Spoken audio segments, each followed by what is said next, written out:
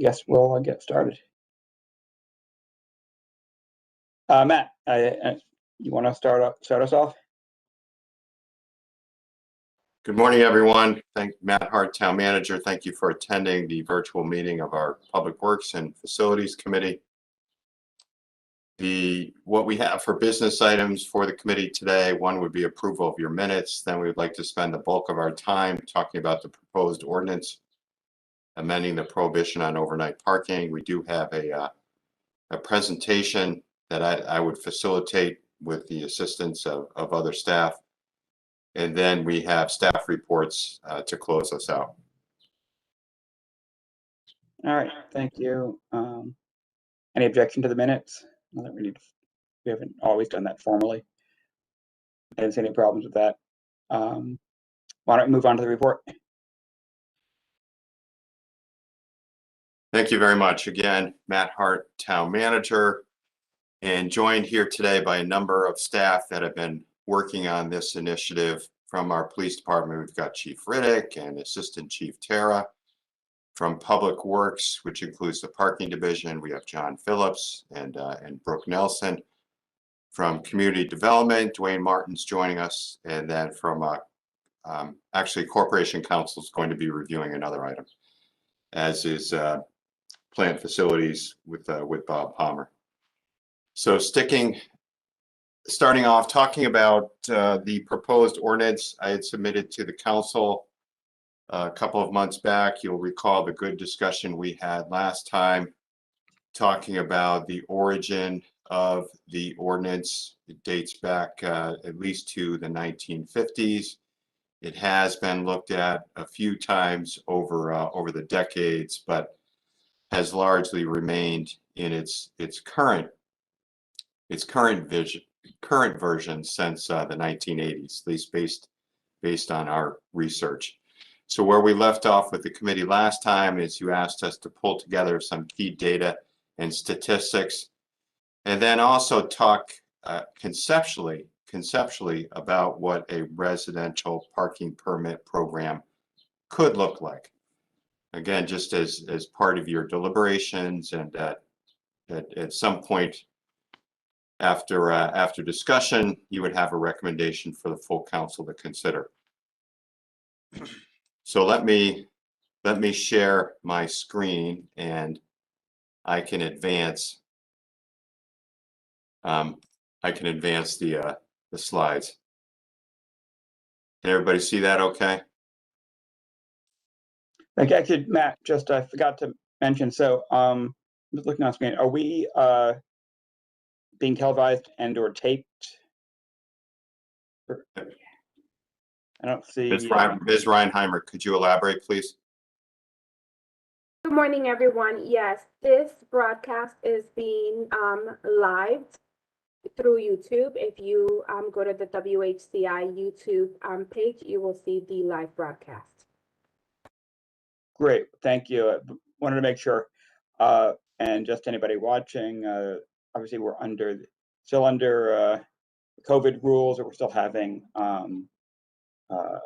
virtual meetings. I believe that will be ending fairly soon. But for now, welcome anybody who wants to watch it. After a while, we'll start going live again. Mr. Hart, you can go back to the presentation. Thank you. So what we want to talk about today are the relevant data and statistics that we pulled together, and then the elements of a residential parking permit system, what it could look like. Let me just adjust the screen a little bit.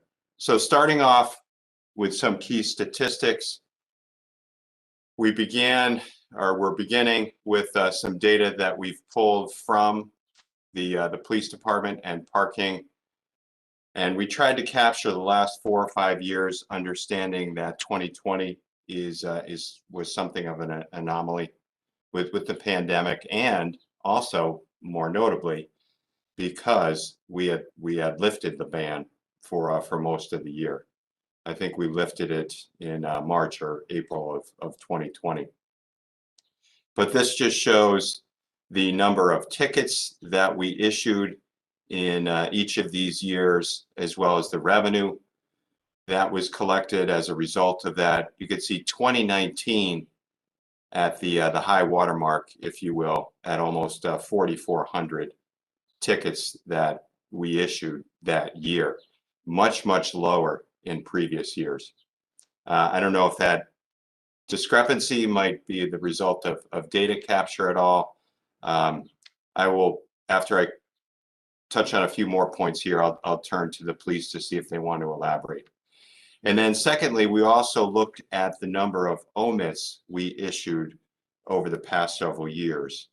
And council is probably all aware, but for anyone else who might be watching, for many, many years now, the town has had an omit system in place. What does that mean? That provides a resident with temporary permission to park a vehicle overnight on one of our local residential streets. So that is a program the town has had in place for decades. In more recent years, it was made electronic, and it's administered by the police department. So 2020, not so relevant because the parking ban was lifted. However, if we look at the years prior, you can see we did issue a considerable number of omits. In 2019, approximately 21,000 for 32,000 nights. In 2018, 17,600 roughly, 26,000 nights. And then in 2017, approximately 23,000, 33,000 nights. So a fair amount of activity there. Before I continue on to the next slide, through you, Mr. Chairman, or I could just turn to our police representatives directly, Assistant Chief Tara, Chief Riddick, if they want to elaborate, add anything additional to this slide.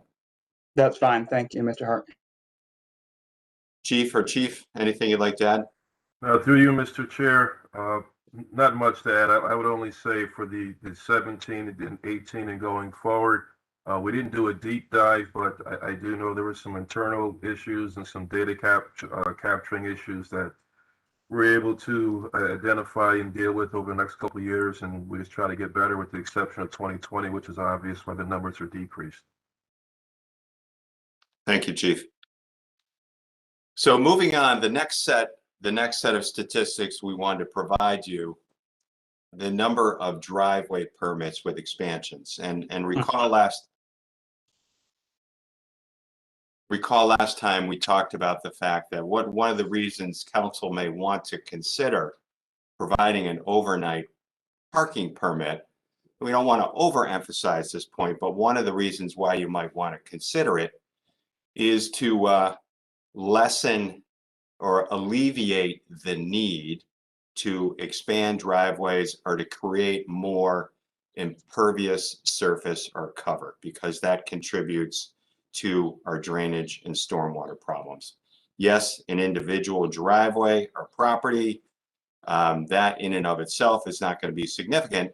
But when you talk about dozens of these collectively year after year, it can add up. And this is the data that's provided to us from our engineering division. And I would ask Mr. Martin if there's anything, you could see the numbers here, 48 and 17, 37 and 18, 41 and 19, 2020, look at that, a bit of a spike up to 62, and we've received 31 already this year. So Mr. Martin, Dwayne, anything you want to add to this slide?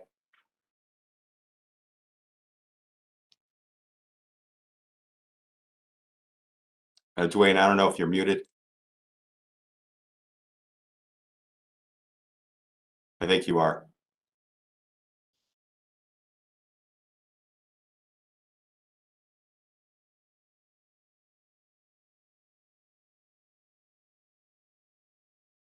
Can you guys hear me now? We can. Yep. Okay, sorry, some issue with the phone there. Yeah, real quick. Obviously, the 2020 spike, I assume, is because of the pandemic. We're also experiencing that in 2021. I don't know if that trend is going to go away. And the vast majority of these driveway expansions are with impervious cover. And they can vary from a 1 or 2 foot sliver widening on a driveway, which is the lesser, to a full double wide driveway. In some cases, there's even expansions into people's backyards. There are some restrictions in our zoning regulations regarding that, but that is permitted as well. And it does have an impact on our drainage and flooding in certain areas of town. So thank you. Thanks, Dwayne. Moving on to, whoops, I don't know if this was an older presentation. Dryda or Brooke, I think we had wanted to show a map, correct? Yes, yes, that's correct. All right, so I will ask Dryda to find that. We will return to that map. I apologize, we've got an older version loaded here. But now, while Dryda is working on that with assistance from Dwayne, and you can load that separately, we'll now turn to the residential parking permit itself. And this is just a concept of what it could look like. This is not yet a specific proposal. So the purpose here would be to provide residential parking areas around what would be considered major traffic generators. Perhaps it's local streets around off of Farmington Avenue as an example. Another goal would be to balance and prioritize the use of curb spaces. And then these are some of the requirements that we would need to look at. You know, what type of qualifications might we want to develop for a residential parking permit? What type of exceptions might we want to consider? What would the permitting process look like? What would the violations, penalties, revocation, et cetera, all those details that we would need to develop and implement in the form of an ordinance. Just going to pause for a quick second. I received a question from Dryda by text. Dryda, if you can communicate directly with Dwayne, that would be helpful. Thank you. Moving on to the next slide, and I will turn to Brooke Nelson to elaborate on this.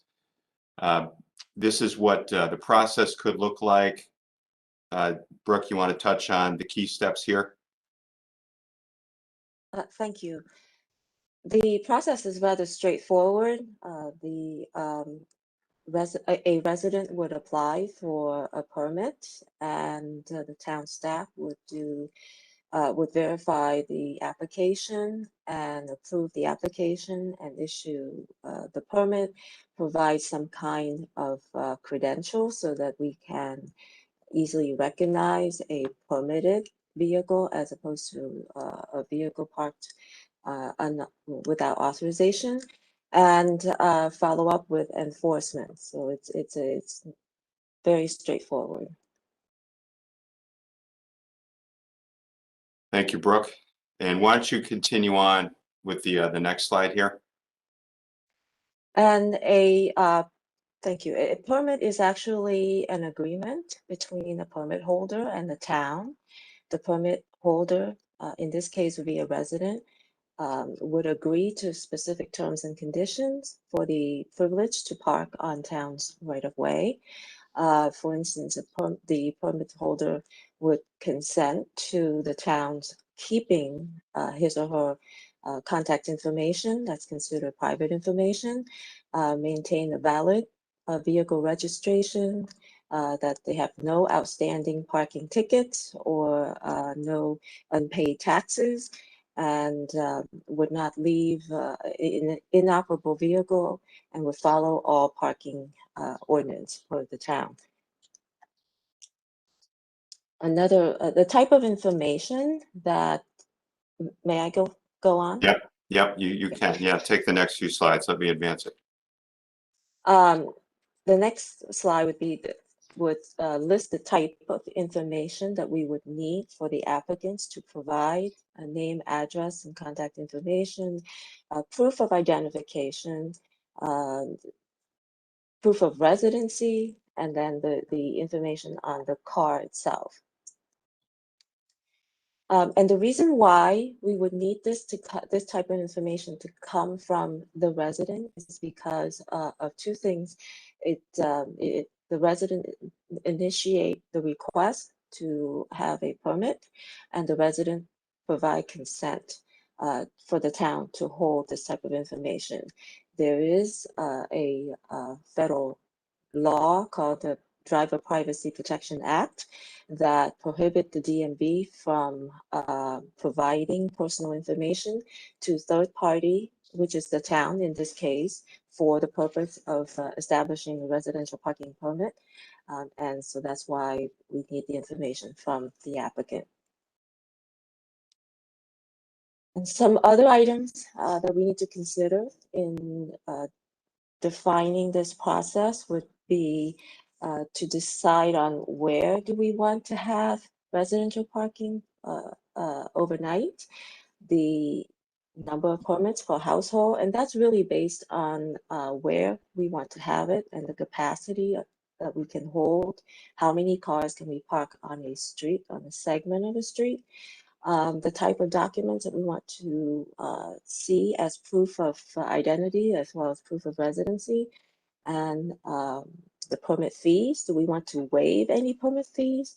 For instance, in the case of a vehicle that registered to an ADA resident, or vehicle that are equipped with ADA accessibility, servicing, folks that needed needed accessibility. And we also need to consider the renewal frequency. How often do we want it to be an annual permit, or a longer period of time? And last but not least, we need to also decide on the criteria to revoke in the case that we have to revoke a permit. And the approval process is very straightforward for town staff to verify the information they're provided, to verify that we do have parking availability. That's why it's important to determine the capacity of the street, of the curbside that we do have, and assign the permit and issue the permit to the applicant. When I say assign the permit, is that a particular vehicle, particular plate would be authorized to park at a specific street or specific zones. That's designed so that it would be very clear and as well as easy to enforce. In terms of issuing a permit, you can have two types of credential. You can have a tangible credential, which is what most folks are familiar with, like a sticker, a hang tag that may be transferable from vehicle to vehicle and run the risk of being duplicated. Or we can go with a virtual credential, which is in the form of a license plate. Now, for paid parking in West Hartford, we do manage by license plate, so this would not be a new concept for the town. As for the next slide, we, as indicated, we do have permits that are issued and represented in the form of license plate for paid parking, for employee parking, and therefore it would make sense if the town so choose to decide to have residential parking permit on the same platform using license plate. The next slide is really a diagram, a drawing illustrating how an integrated system would look like with data going back and forth. This is conceptual. We would have parking information or vehicle information that's being going back and forth and stored by a third party, so that the town would not have to maintain that data or the technology. And at the same time, that's how we would receive the vehicle information in order to enforce. So from an enforcement standpoint, we look up a plate, and it would either show that the plate is authorized to park on, let's say, for example, Vera Street, or the plate isn't authorized. So it would be very clear. And then that information would be sent to either a handheld ticket device to issue a citation, or some other form of mobile device, as in the case like an in-vehicle notebook in the cruiser. And the officer would follow up and verify, do a site verification that yes, indeed, the vehicle is on the street and is not authorized to be there, and would issue the ticket. And that's it in a nutshell as far as the process of residential parking permit. Thank you, Brooke. Thank you very much. Let me touch on this slide, and then I did want to pull up some information that Dwayne had put together. I'm going to need to do that through another document, though. I'll need a moment or two for that. But the committee had also asked last time, you know, if we were to do this, if the town were to allow a overnight parking permit in some capacity for residents, how would we go about measuring success? What would be some key data points that we would want to collect? Well, here's just some initial thoughts we had. You know, one would be the number of permits that we issued, demonstrating demand to some extent. Number two, how many citations would we be issuing over time? To what extent that would help us assess to what extent people would be complying with the permit system, or is it alleviating reducing the number of violations we're issuing because we have now issued a duly authorized permit? And then getting at that point, comparing the trends of permits and citations over time. As we increase more permits, are we seeing citations going down and seeing that as a measure of success? I'll interrupt you. I mean, I'm not sure that, I mean, anything that we're measuring number of citations is, you know, based on training and enforcement. I mean, so I don't know that the number of tickets, that just reflects the priorities of the department, I would assume. And no doubt we could, you know, raise or lower that number pretty quickly if that were the goal. So, I mean, I think obviously complaints, you know, problems within the system of permitting, but since this is not intended, from what you're describing, to be anything about, you know, the casual overnight parker, you know, my laziness and not getting up at 10 o'clock and moving cars around, and taking my chances, that sort of, I don't know that would be impacted by this. So again, I'm not, I think the metric is how many permits you have, and, you know, if that's our goal, to give people that ability. And I guess complaints about overnight, you know, complaints about those permitted cars. Can I ask, but more logistically, so if the idea is to give presumably people with parking deficiencies, you know, either semi-apartment buildings that don't have full parking, or people with you know, for whatever reason don't have enough parking on their at the residence. You're talking about giving them a permit for a street. Do we need to then put limits on other people parking on that street? Yeah, I know. I mean, obviously in Boston, where it's highly regulated in terms of who can park on the street at all, or are we thinking that there's enough of excess capacity that it wouldn't have to restrict anybody else? Well, let me take a stab at that and then ask my colleagues to elaborate. Matt Hart, Town Manager. What we have been contemplating here is, yes, we do need to be mindful of capacity, and it would vary in certain parts of town, right? If you have neighborhoods with multifamily housing, you're going to have more demand, arguably, than in other neighborhoods. So we would have to perform some measurements there, and engineering has done a little bit of that. But what we were contemplating as a pilot program, for example, would be 1 permit per household. And that could include a single family home, or it could include an apartment unit. You know, maybe starting off in that manner. But if we would be concerned about issuing multiple permits to a single household, that, you know, we could exceed capacity in some parts of town probably pretty quickly. Dwayne, I don't know if you want to add to that, Mr. Martin, or Ms. Nelson. Are you guys able to hear me? Yes.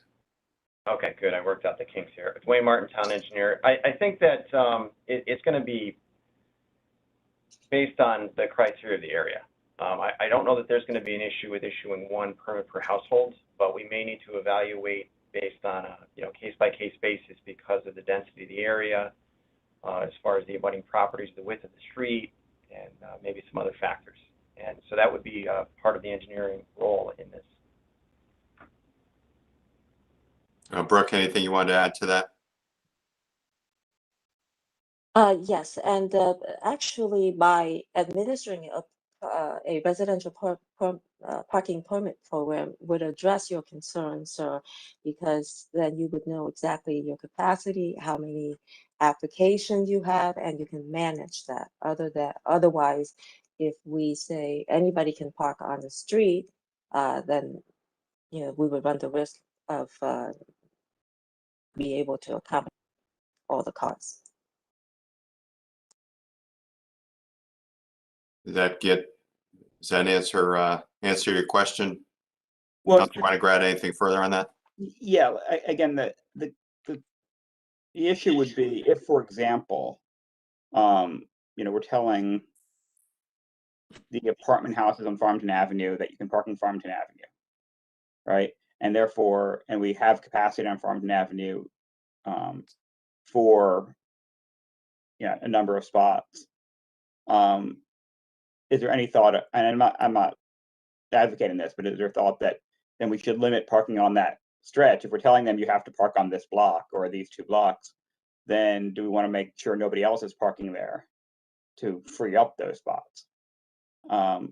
Or, right, because if you're selling a permit, in effect selling access, the right to use the road, what if other people are doing it? And okay, they wouldn't be able to do it overnight, but you get home at 11 o'clock at night and you don't have another space except on Farmington Avenue, and then there are cars parked there. I would imagine complaints at that point. Right, and we weren't, Matt Hart, town manager, we weren't contemplating assigning a particular space to someone. I don't think that's what you're suggesting. However, some communities, based on the high demand, they would the permit would give somebody rights within a defined geographic area. Right. So I'm not asking this right. Again, it doesn't matter whether a specific spot. If you give 10 permits in a space that has 15 parking, there's a limited number of spaces. If people who aren't permitted are parking in those spaces, we're gonna have people driving around searching for a spot, right? We've all been in Boston where, the day trippers are looking around and you realize it looks like there's on-street parking, but there really isn't because it's reserved for the residents. And in that case, I think it's a pretty broad zone. But again, is there contemplation? There's a fair amount of parking already, and certainly into the evenings. And I'm not, and some people move it off at night. But again, if we're only allowing it, and some of that would be, some of those are the people who would probably also be getting the permits. But I'm just, I'm not, again, maybe we don't need this, but we should think about whether or not we'd have to keep other people from parking and taking those spots. Unless the zone is so big that unless the zone is big enough to incorporate the side streets, in which case we'll have other complaints. But that it has to be addressed, Right. I think.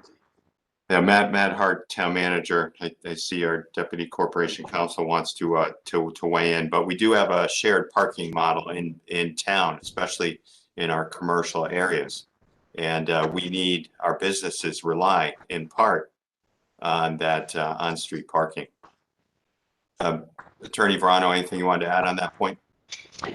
Sure. I guess just a point of clarification, Gina Verano, Deputy Corporation Counsel. I think what Councilor Winograd is asking is, say, between the hours of 2 and 5, there's absolutely no parking on the street. However, those that have a parking permit will be allowed to park on the street in that designated area. And so can other members of the public park on the street during that time? My understanding is the answer is no, because you'll be ticketed unless you have a parking permit that's displayed in your car, or you otherwise have an omit, which I don't even know if that applies to the residential parking permit program. So I guess that's the question is, during those hours, will individuals who do not have a parking permit be able to park in that area?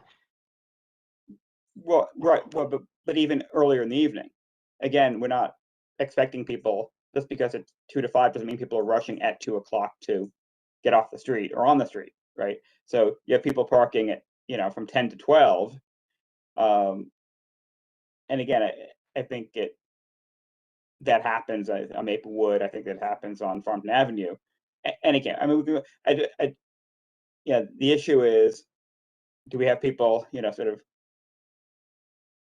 whenever they go to park in the area they paid for, does that that interfered with by sort of casual parkers or people who don't have a permit but are still in those spots after either during businesses or even later on,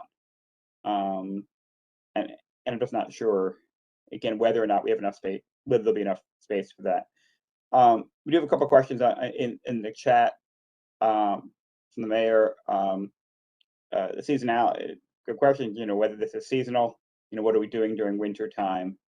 We talk about cost, and I assume there's a cost for the permit, but we can talk about that. And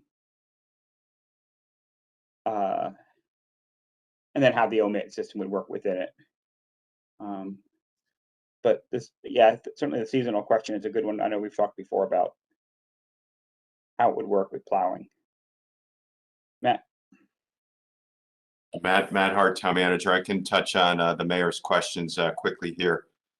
In terms of the seasonal restriction, we were not contemplating allowing the permit based on a seasonal basis. However, during a storm event, we would issue a parking ban, as we have done for the last several years. And someone who has a permit to park on street, they're going to have to find another place for their car for the duration of that ban. And we understand that that can be a challenge, but in over the last several years, we've had pretty good compliance, and we might need to increase the number of tows, especially in the early years of this. The next question is, will there be a cost to a permit? We were considering a very modest administrative cost just to cover the cost of processing.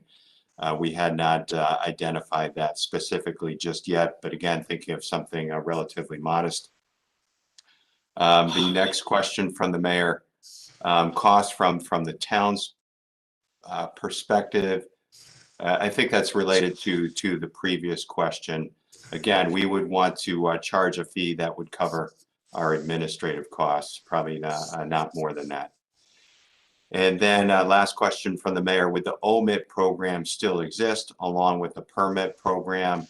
That is something we'd have to take a closer look at from a capacity perspective. I think we were contemplating that the omit program would remain in place. But, if we found over time that we just didn't have enough capacity on street, we might need to modify that maybe in certain areas of town. We do have one more slide we were hoping to show, Mr. Chairman, that Dwayne Martin put together. It is a pretty busy slide with a lot of data that we've also loaded on board docs, or will load on board docs, so you can view it. But if you wouldn't mind, I'd like to ask Dwayne to quickly share his screen and speak to it. Of course, please. Dwayne. Thank you, Dwayne Martin, Town Engineer. Sharing the screen here. If I can get it to work.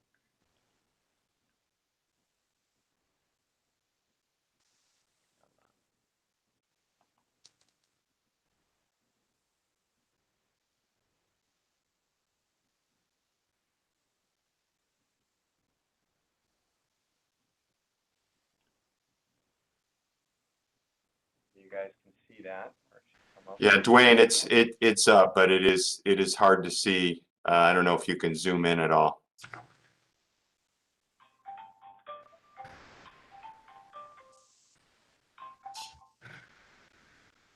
If not, I might be able to do it for you. Yeah, I'm having a little trouble here getting it to zoom in. Excuse me, Dwayne. Yep, right there. Ah, got it. Okay, sorry about that. Okay, just to go through this quickly here. The criteria for this map, let me zoom out again, was it's a map of the town of West Hartford, highlight the streets that have curbing on both sides of the street and then a sidewalk at least on one side. So if I zoom in again, the majority of the streets that fit this criteria are in our populated residential areas. So those are green on the map, have curbing and at least one sidewalk per side of the street. And then you'll see that some of them are this orange color. Those are ones where we've recently installed bike lanes.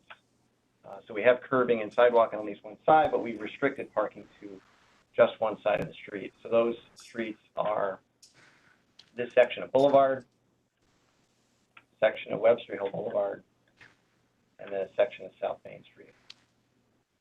So the trend here is that the majority of the streets that are highlighted are in our grid transportation areas of town, and our smaller lots are more densely populated areas of town.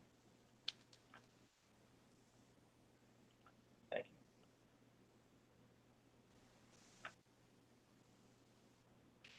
you. Thank you, Mr. Martin. I don't know if you have at your fingertips data related to the number of multifamily units along Farmington Avenue. The committee will recall that's one of the reasons why we brought this concept forward. Many of our apartment complexes in that part of town, especially some of the older units, have really struggled to provide sufficient parking for their residents. Yes, on Farmington Avenue, where we have the apartments and condos, there's approximately 500 units. Most of that, I believe, is east of Tropper Drive that would fit within that criteria. The vast majority of them are on Farmington Ave, but there are a few that are on a side street but close to Farmington Avenue.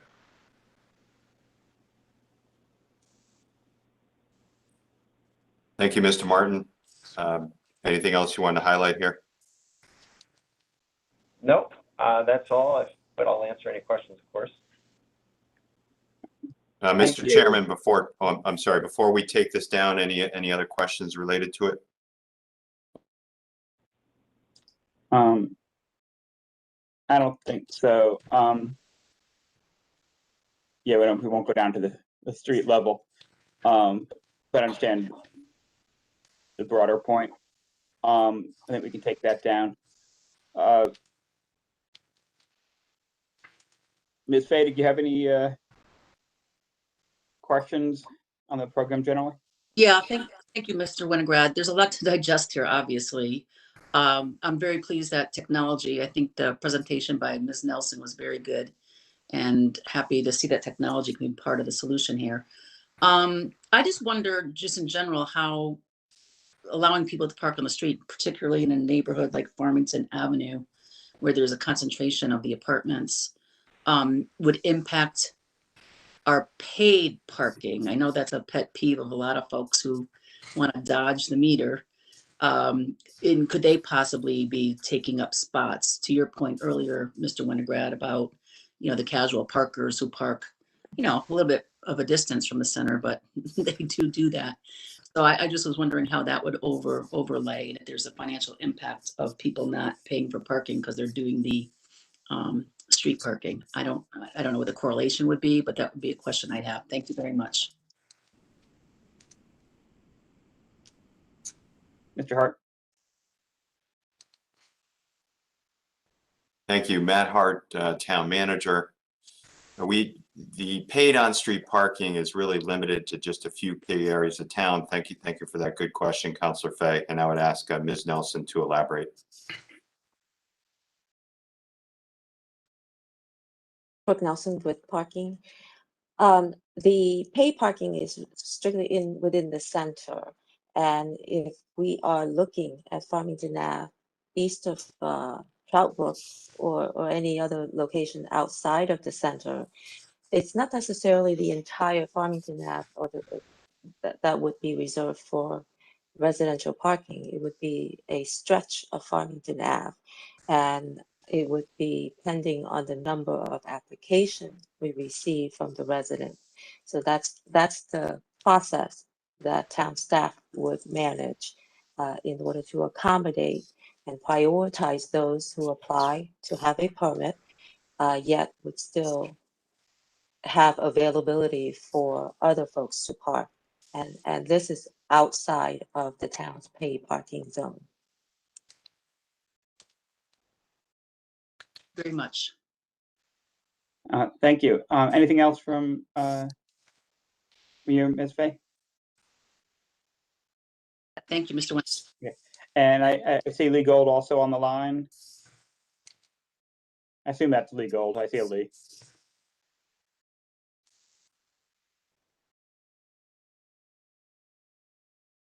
Going once.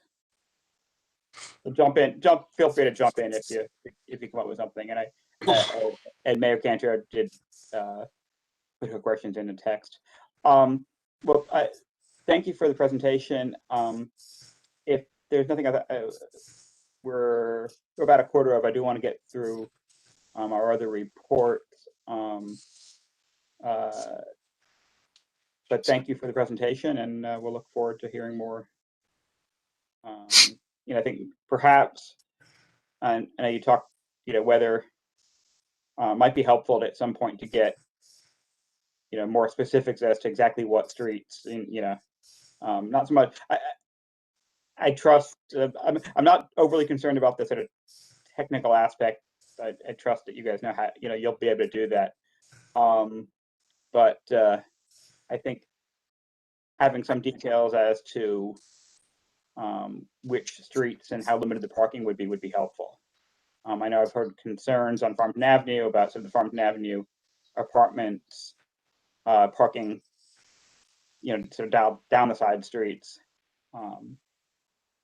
I haven't gone to, I don't know how many spots are available or what we think, so how far that would have to stretch in terms of what the zone would be. But I think that would be helpful to start seeing, what ideas you have for a zone. As a next step, if that's possible. And then in terms of a pilot, I assume, kind of length of time and that sort of thing.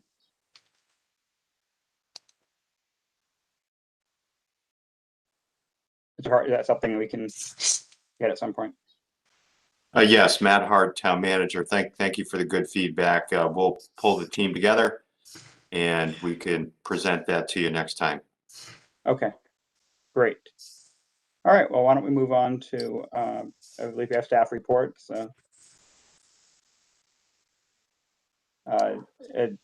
John, do you want to give us a report? Sure. If you, I submitted a report through board docs. It's just a monthly report that touches on our work volume. Again, this time of year, we're really focused on and really involved in all core aspects of what we do: infrastructure maintenance of our assets, MS4 responsibilities, which is primarily our stormwater management, street sweeping, catch basin cleaning, et cetera. And then obviously summer maintenance activities on all our grounds that we maintain. And then you layer that with any kind of unexpected tasks that come in from the residents that we're trying to keep up with available resources. Some quick highlights: traffic safety is working closely with the engineering division of the town. We're improving fixtures and LED lights in the Timberwood neighborhoods as well as West Hill. We're working with engineering to install the road diet signage that will go on for North Main Street on that project. And we are also in the process of installing some new cameras with signal heads that include fire preemptive technology, which allows the fire trucks to have an intersection go red, so to help their safety of passing through an intersection. Those are some real notable projects that traffic safety is working on. Parking division obviously is busy as usual, really just keeping up with the demands of the commerce activity of the center. We are seeing improvements on the revenue side, but we're still sitting at roughly 77% of what is normal or pre-COVID numbers. But this past May demonstrated one of our best months this fiscal year. So it shows progress in the economy is coming back to our central business district.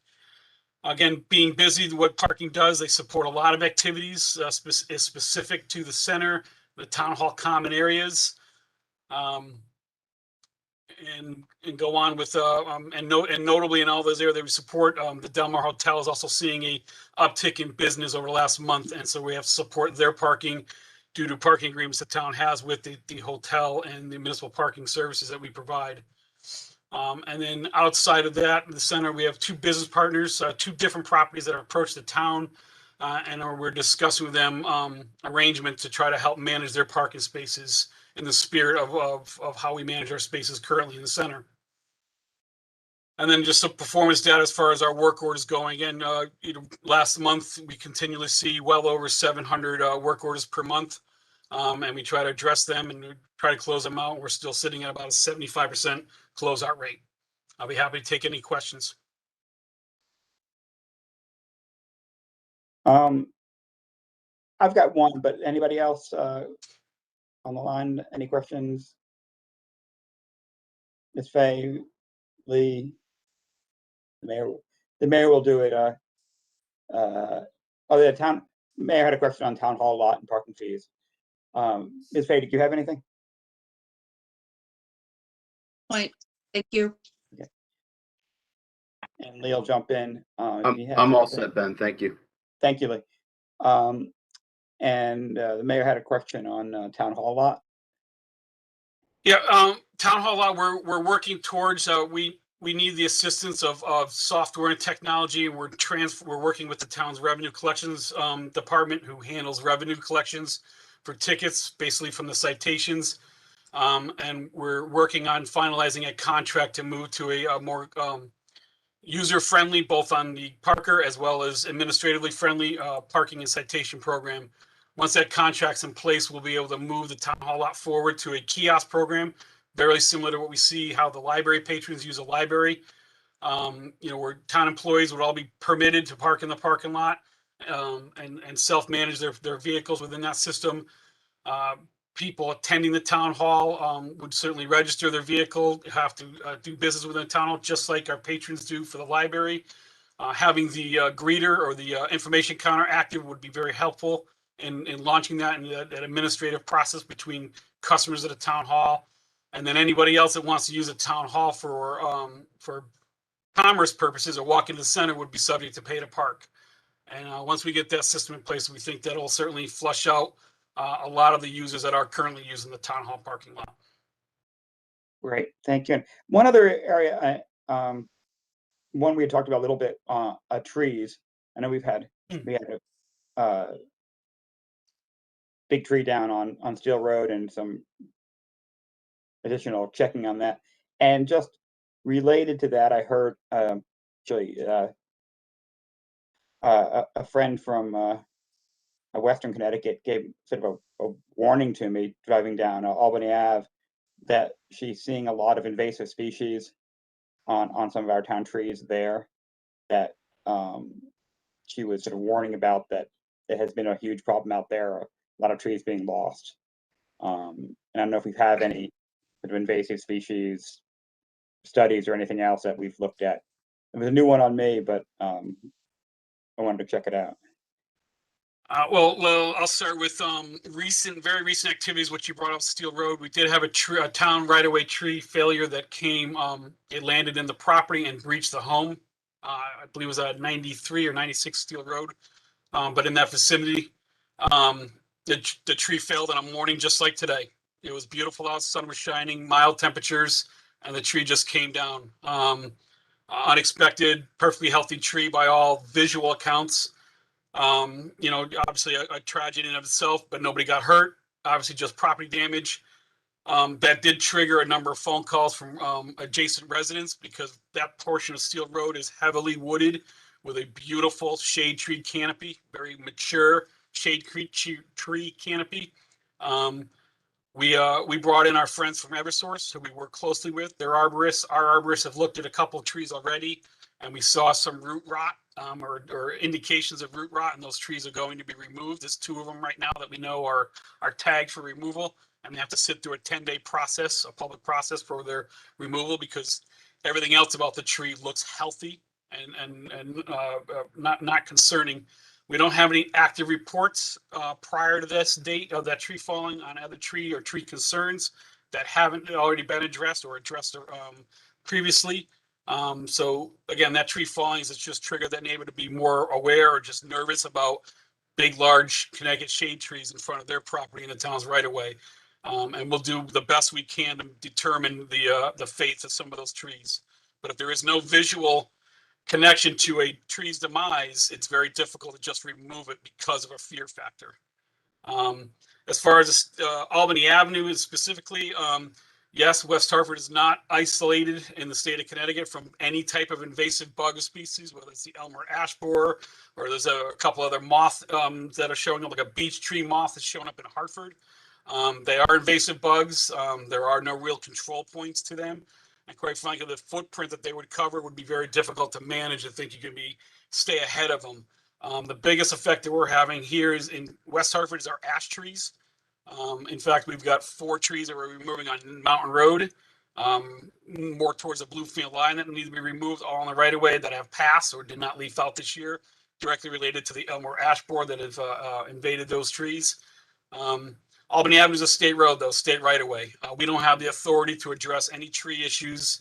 The state arborist and state tree task force has to manage those trees. So we take those by complaint if we receive them and pass it on to the state of Connecticut to deal with them. Great. Well, thank you for that. And I'll check with my source on that and see if there are specifics on that. But that is very helpful.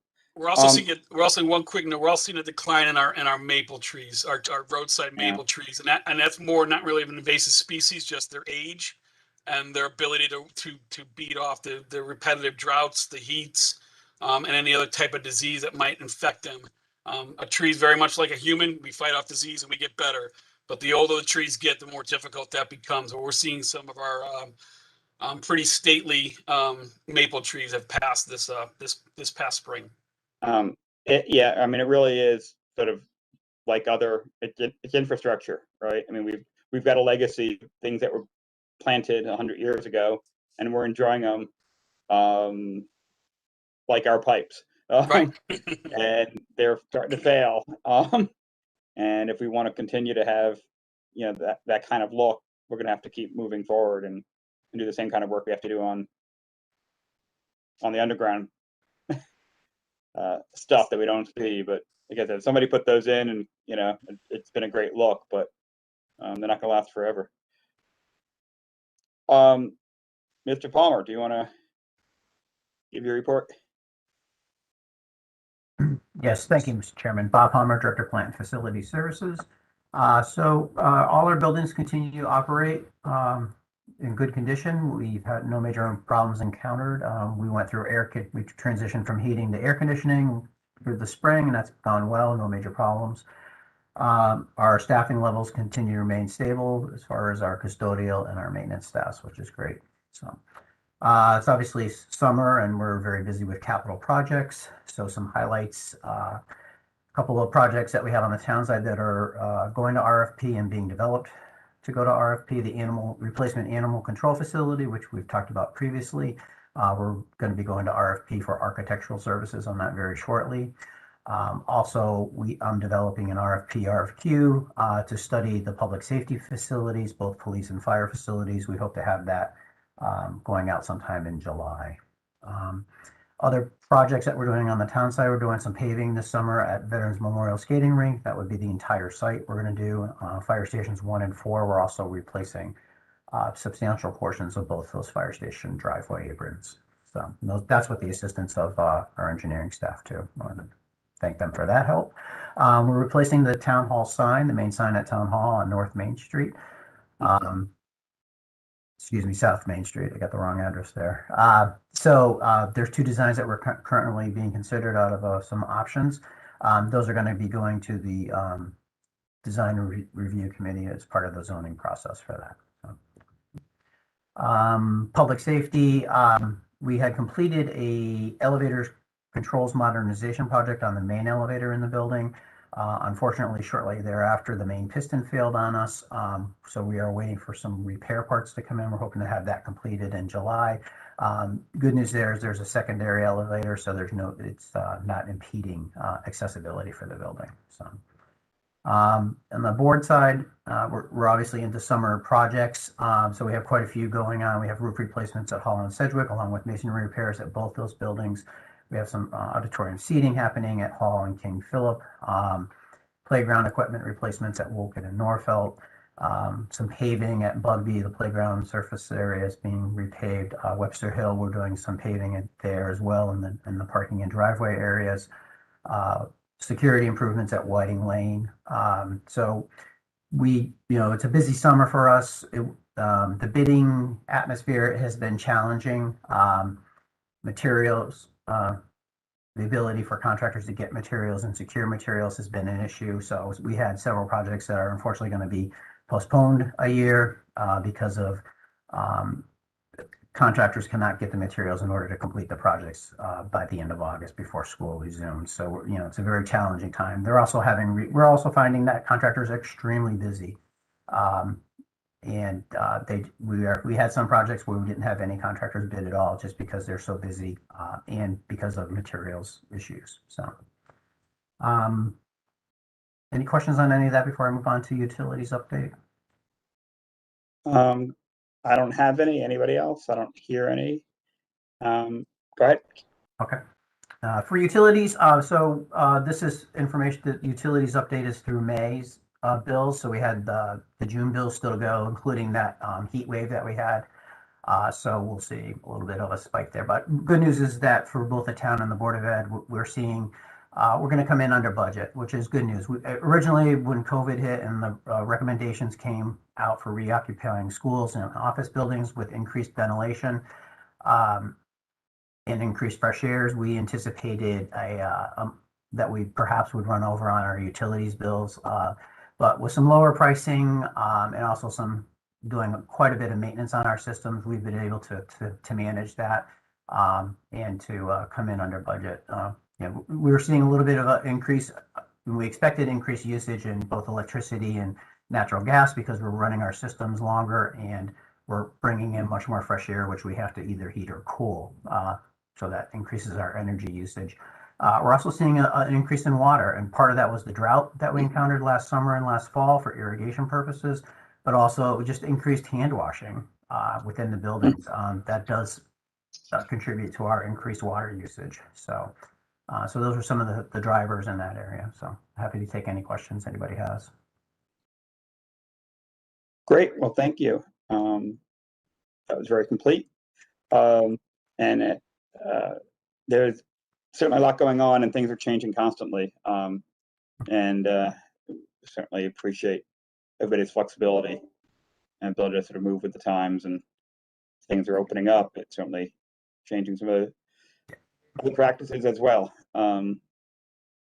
Hopefully the hand washing will keep up for a while. Other things are opening up, but hopefully that'll be one that doesn't go back.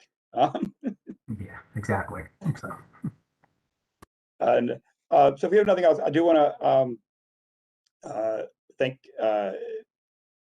Mayor put it in her notes, but I certainly agree. Yeah, John, I wanted to thank you for, your department for the work on the 13th and again, and this weekend with Pride, the work with the flag raising. And again, I've been seeing your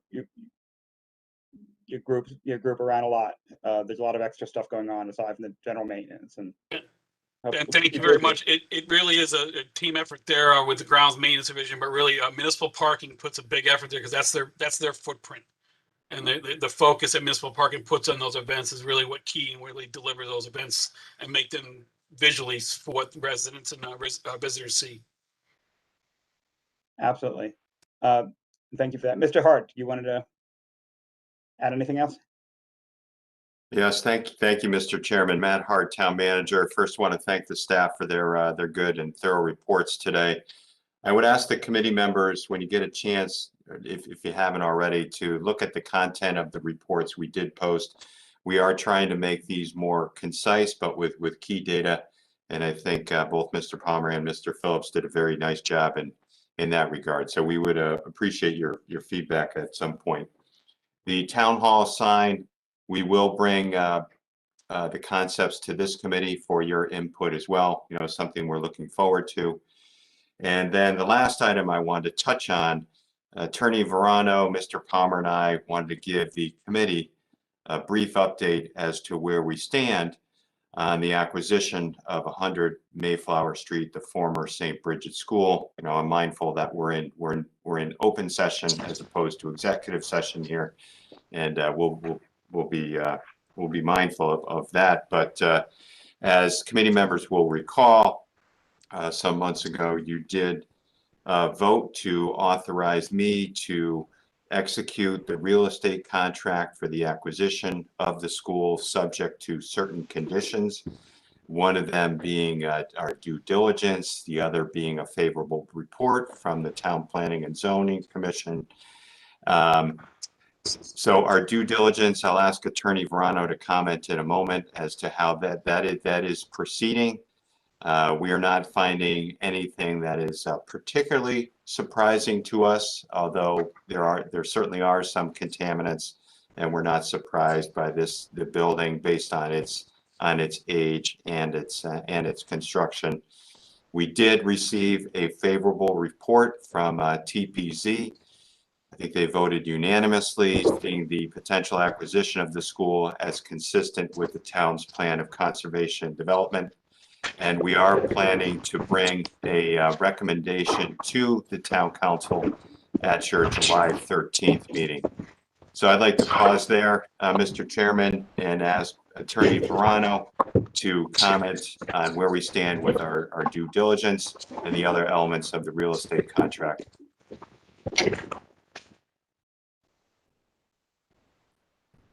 Good morning, Gina Verano, Deputy Corporation Counsel. As the town manager indicated, the town council authorized the town manager to execute the purchase and sale agreement with the school. That is the purchase of the property on which the school currently sits, as well as the access driveway. It's approximately 8.5 acres. He's also mentioned that we did get favorable recommendation from TPZ. Also, the funding is in place that was contained in the CIP program, which the town council approved. Part of the due diligence involves a review of title, and we have conducted a title search. It did reveal a few things that we are taking a look at. First is there is a deed restriction from the time that the church took possession of the property back in the 1950s.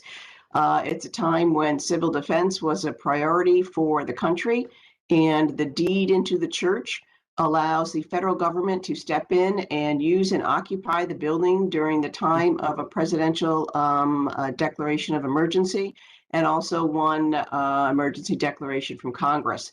I mean, it's not unusual to see something like that, particularly during the 1950s.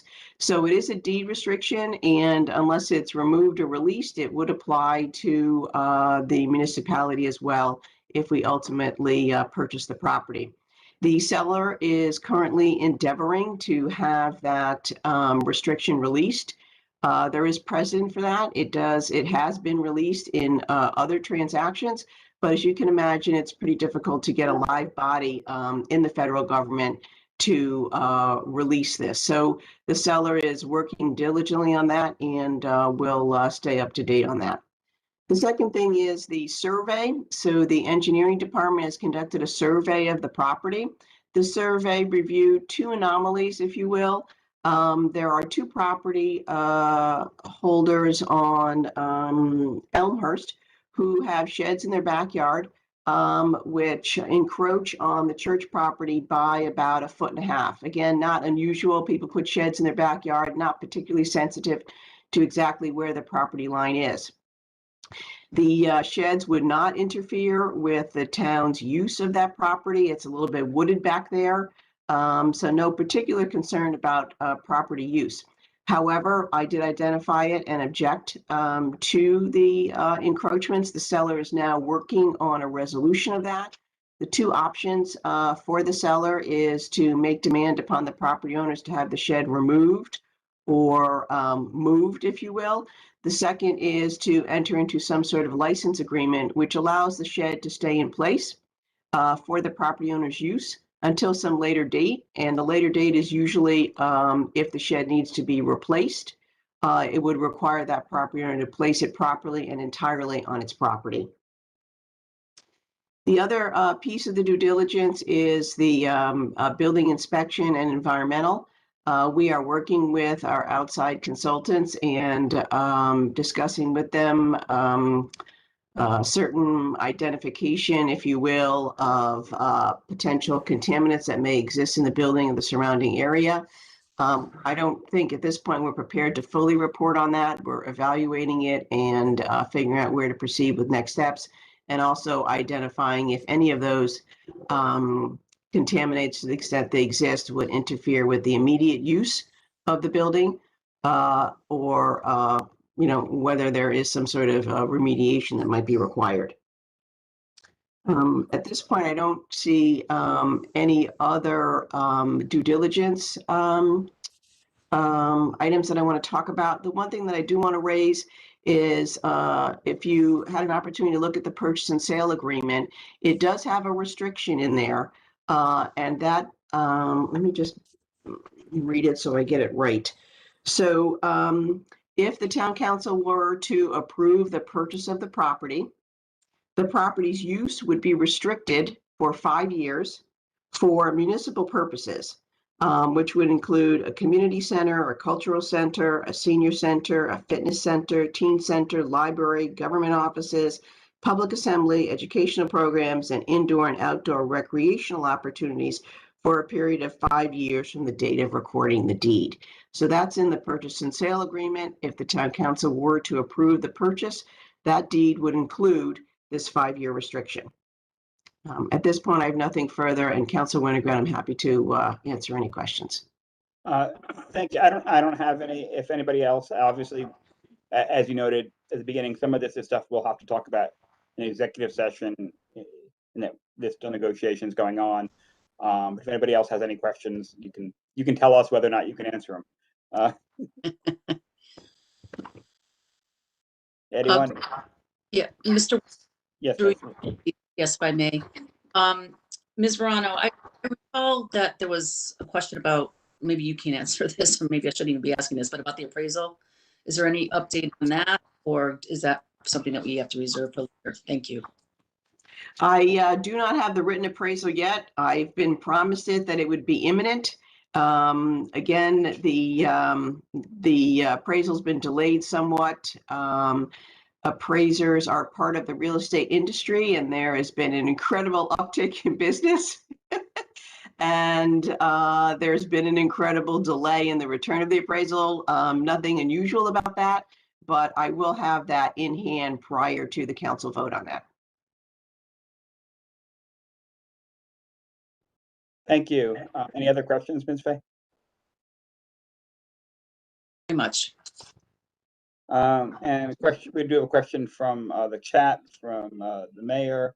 If the space is rental for 5 years for community events, does that violate any of the 5-year restrictions? No, it does not violate any of the restrictions as long as the use is consistent with that set forth in the deed. Okay. And where do those restrictions come from, that deed? Is that based on that who's putting that restriction on? I guess, where is that coming from? Sure. Gina Verano, Deputy Corporation Counsel. It's part of a negotiation, actually. The church came forward with a very broad restriction, and the town manager evaluated, consulted with this office, and made some counter proposals. And what I presented today is the result of those negotiations. Okay, thank you. Mr. Hart, you wanted to comment on that?